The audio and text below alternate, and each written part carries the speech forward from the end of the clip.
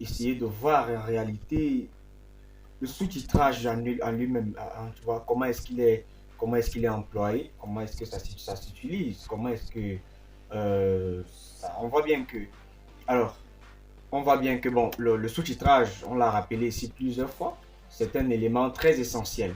Donc là, on va voir les types de sous-titrage parce que on a bien défini les concepts, on a défini ce que c'est que le sous-titrage, que c'est une technique liée à l'audiovisuel qui consiste à afficher le texte en bas de l'image, en bas de la vidéo.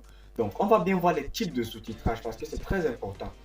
Après, lorsqu'on va entrer dans le domaine même, en lui-même, lorsqu'on va entrer dans le logiciel, on va effectivement voir comment est-ce qu'on va sous-titrer en fonction du type de sous-titrage. Alors, nous avons ce qu'on appelle le sous-titrage automatique, si on peut l'appeler comme ça, le sous-titrage automatique.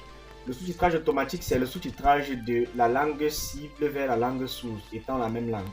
Donc, si la langue cible, la langue source, c'est le français, et la langue cible, c'est le français toujours. Donc, on voit bien qu'on va sous-titrer du français vers le français. C'est ça le sous-titrage automatique. Donc, principalement en voix française, souvent beaucoup plus. Donc, ce type de sous-titrage consiste à afficher les sous-titres en français pour une vidéo originellement en français. Donc, c'est comme un sous-titrage automatique. Là, on va sous-titrer dans la même langue qui est affichée. Elle permet aux spectateurs de suivre le dialogue sans toutefois sans altérer la performance originale des acteurs. Donc, c'est juste ce qui est dit là-bas dans le cinéma qui est également sous-titré. C'est beaucoup plus utilisé également parce que voilà, les personnages parlent vite, les acteurs parlent vite. On n'a pas réellement le temps de comprendre ce qu'ils disent dans la scène. Donc, raison pour laquelle vous voyez effectivement des films en français qui sont sous-titrés en français. Également, quand on va plus loin, quand on est dans la pédagogie, on voit effectivement qu'il y a des enfants qui ne savent pas écrire ce qu'ils disent, qui ne savent pas écrire ce qu'ils entendent. Donc, du coup, également dans cet aspect pédagogique-là, on aide également le lecteur à lire, à comprendre, à s'immerger effectivement dans la scène. Donc, c'est de ça qu'il est question. Ensuite, on a le sous-titrage pour les sourds et les malentendants, en abrégé SME.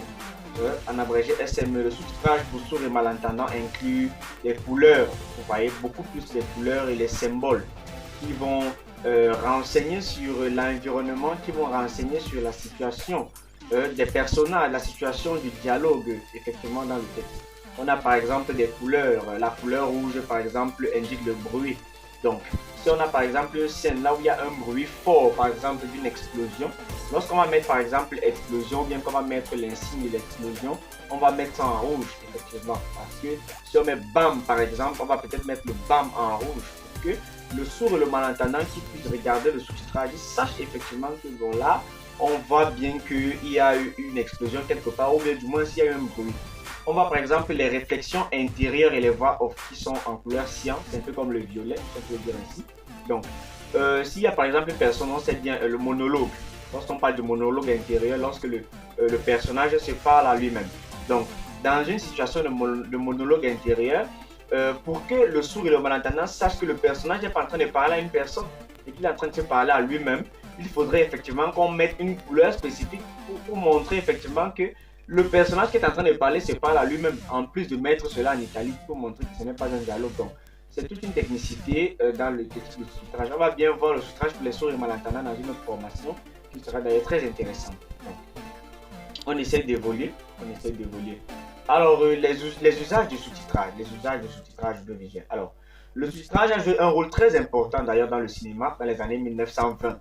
Parce que c'est effectivement dans les années 1920 que le sous-titrage commence et les années 1911 pour la révolution de la cinématographie avec les frères Lumière, l'invention et tout cela. Donc, le cinéma muet. L'idéal, le cinéma muet, on se passe du langage naturel pour construire un langage cinématographique pur et rigoureux.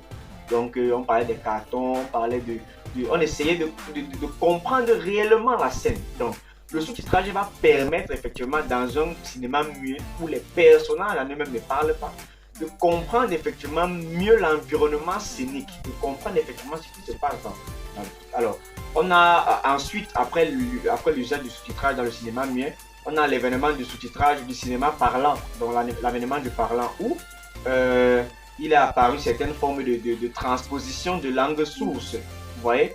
Donc, on avait déjà là les personnages qui pouvaient aisément parler parce qu'il y avait déjà des appareils pour enregistrer le son. On avait, vous voyez, cette technique-là, la réalisation des films en plusieurs versions selon les pays. Donc, On a le doublage qui est également utilisé parce que